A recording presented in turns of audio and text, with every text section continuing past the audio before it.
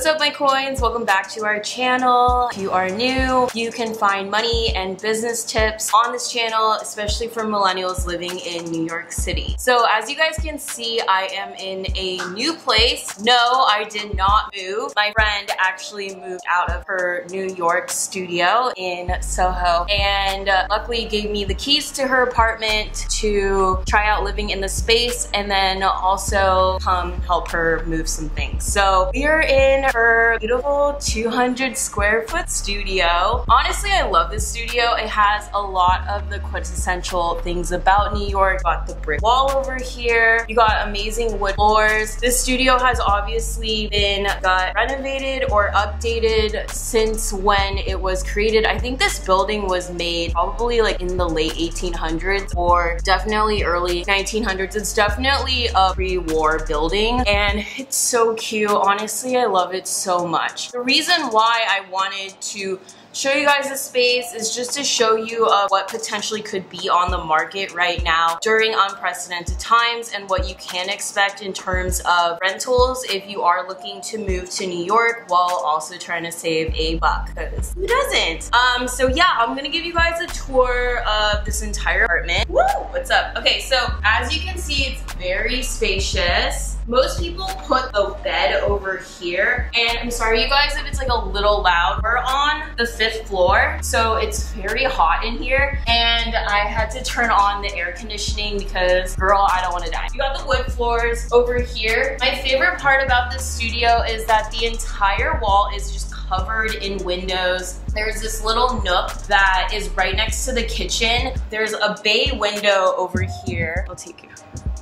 So there's this amazing bay window over here, and most of the people that lived here before would put a bed over here. You can probably put a queen size bed, and then right over here you can actually put a pretty regular sized dresser. I was thinking that if I did move in here, I would probably put my YouTube setup over here. And then there is a table that comes already installed into the studio. I believe this is granite, I think. Don't quote me, not a real estate agent. But I do love like my own office desk. I was thinking I would put it right over here. The stools don't come with the apartment. She left them here. And my favorite part of this is check out this kitchen. Like, if you guys have not lived in New York, this is not normal, my friends. Like, obviously this has been renovated. I'm all about really deep sinks. So this depth of a sink is quite amazing to me because I love cooking, and hello, who doesn't love a good shower head?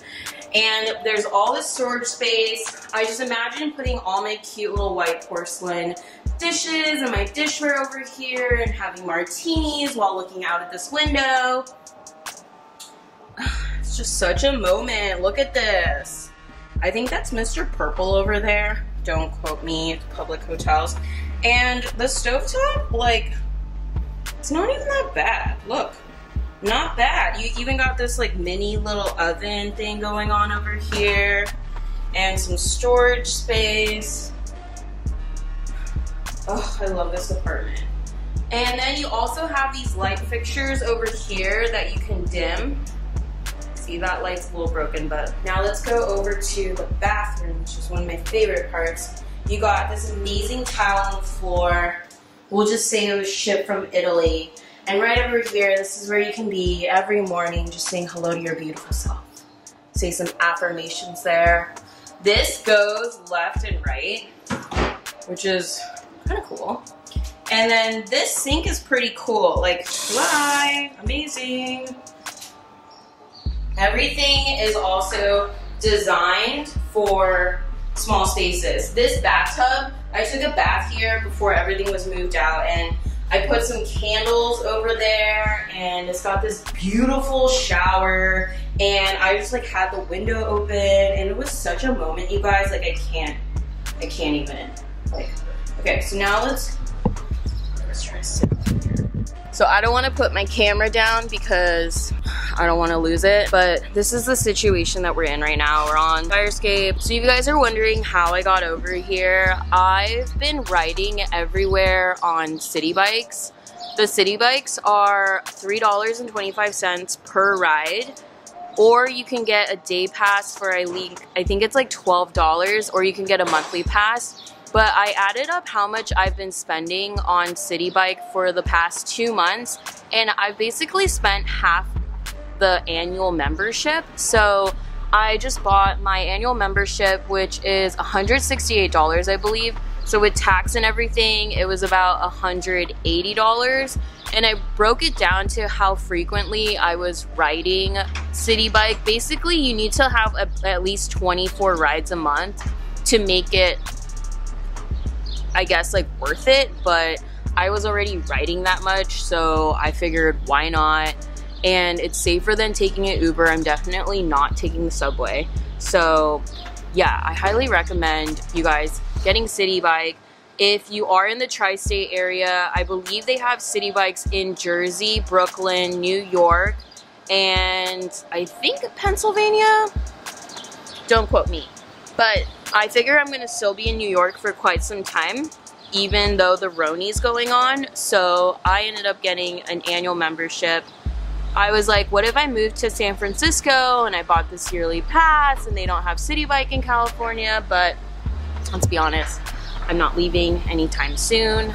Hello, look at this pre-war building. It's pre-war, but then it has like modern windows, so it's pretty cool. I don't know. Maybe I should give this landlord this video.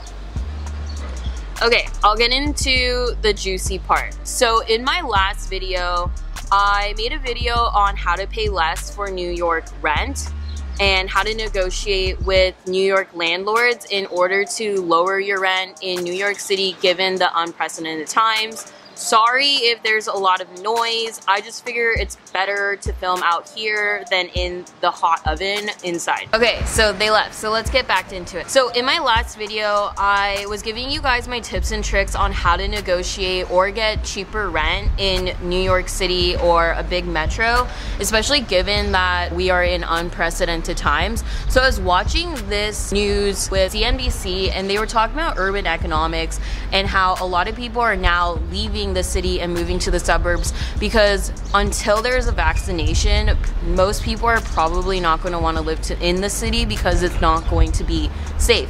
And if you're living in downtown or lower Manhattan, as you can see, everyone's just kind of like on top of each other. And so because my friend was moving out, I figured now's the perfect time to basically negotiate the rent. So I just thought I would, you know, throw up some of the knowledge that I've been telling you guys on YouTube. So I hit up the landlord and I said, I made sure I did it over the phone. I asked him for an appointment over the phone. He gave me the application, I filled out the application, and then I said, when can we talk over the phone? And so we talked on the phone and I said, hey, I want to make you an offer. I know right now with everything going on, things are very uncertain and a lot of people are very fearful about moving into New York. I can't imagine what you've been going through in terms of your business, and I want to offer you 12 months of upfront rent. So basically I wanted to just pay him in cash or like a cashier's check for the year rent. However, I would like to pay X amount for the rent. Basically, I offered to pay him $400 less of what she was originally paying. Now, originally I thought the rent was only going to be like $200 less because my friend's a real estate agent and we went on the MLS to see how much the rent was, but I guess that was the studio rent for a couple years ago. Anyways, I told him that he didn't have to have an answer for me at that moment. He could think about it, chew on it, and then let me know. So we agreed to talk a couple days later.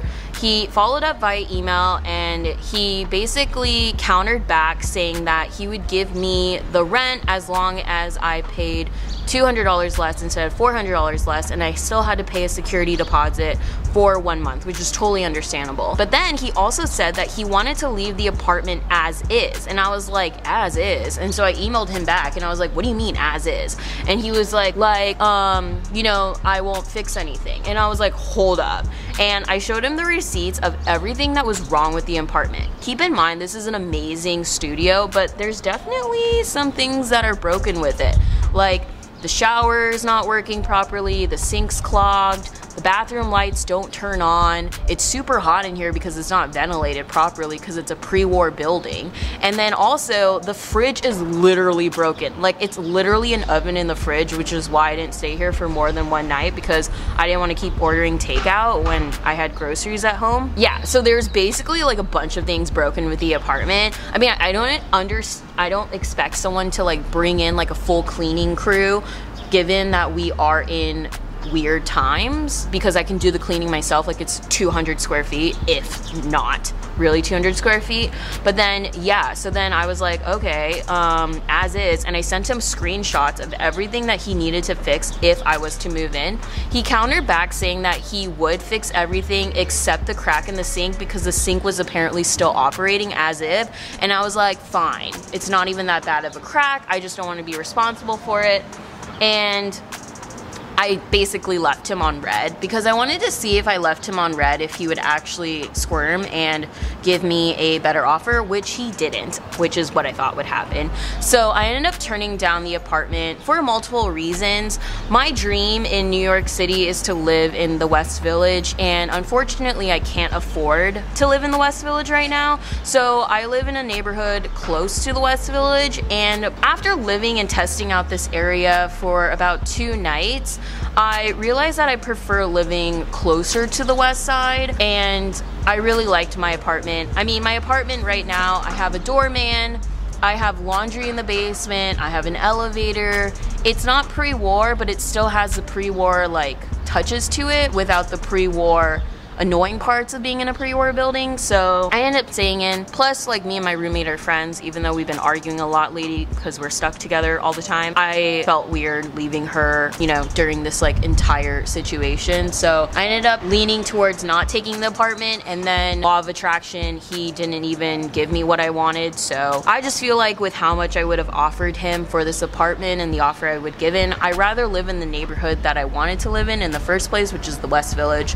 So am I taking this apartment? No. Am I gonna miss living in this apartment for the 2 nights that I was in here? Yeah. But I think that there's gonna be better offers out there. Anyways, thank you so much for watching until the end of this video. I think the main takeaway that I want you guys to get out of this video is that you will never know unless you try. So definitely try getting cheaper rent if you can, especially if you're living in California and you're in San Francisco right now. A lot of the tech companies are going to be going remote for the rest of eternity. You have Square doing it. I'm pretty sure like Google and Facebook are gonna follow suit because they're all working from home until the end of the year. I just really don't see a crowd of people in the Google cafeteria when there's a fucking pandemic going on. So if you don't have to pay rent to live in San Francisco, like, why pay rent to live in San Francisco or offer to pay less? Because it's a renter's market right now, and I think you guys should definitely take advantage of it and try. The worst thing that could happen is they tell you no, or they give you an offer that is way less. Like, the amount that he was telling me for a place in this neighborhood, it's still a really good deal. So I'm sad, but I think it's the best choice. I'm going with my gut. I've learned in the many years that I've lived, I know I'm still really young, but I've lived a couple years as a renter, and every time I have this gut feeling like don't do it, and I do it, it ends up being the biggest regret. And I had this feeling like don't move, and so I'm not moving. But it was cool to test out what I said in the last video, which I'll put in the cards over here so you guys can check it out. But yeah, definitely try it out. Try to negotiate rent. It will work, and if not, you could get way cheaper rent than you're already doing right now. I hope you guys stay safe, and I'll see you in the next video. Bye.